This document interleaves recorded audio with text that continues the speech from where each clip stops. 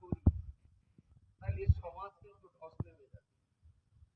আপনারা নিশ্চয়ই জানেন শিক্ষার যে দুর্গতি, আমাদের যে দুরবস্থা, এই দুরবস্থা কাটাতে গেলে আমাদের সবাইকে নিজের জায়গায় দাঁড়িয়ে প্রত্যেককে নিজের পরিবারের উপরে ভিত্তি করি একটা আমূল পরিবর্তনের চেষ্টা আমাদের করতে হবে।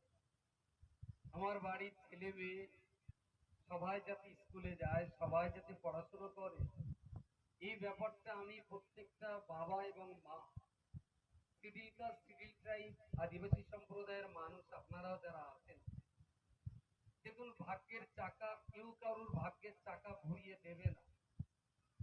যদি আমি আমার ভাগ্যের চাকা ঘোরাবার জন্য আমি লড়াই সংগ্রাম করি, একদিন আমার পরিবার ঘুরে দাঁড়াবে। এটা আমাদের প্রত্যেককেই নিজ জায়গায় দাঁড়িয়ে চেষ্টা চালিয়ে যেতে হবে।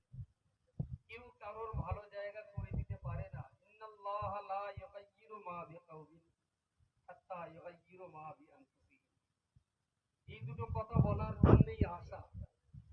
শাড়ি দেওয়া হচ্ছে খুব ভালো কথা, যদি একবার চিন্তা করা যায় এই শাড়িটা যে ফ্যাক্টরিতে তৈরি হয়েছে, ওই ফ্যাক্টরির মেশিনটা যারা তৈরি করেছিলেন, সেই মেশিনটা তৈরি করার কারিগর যদি আমরা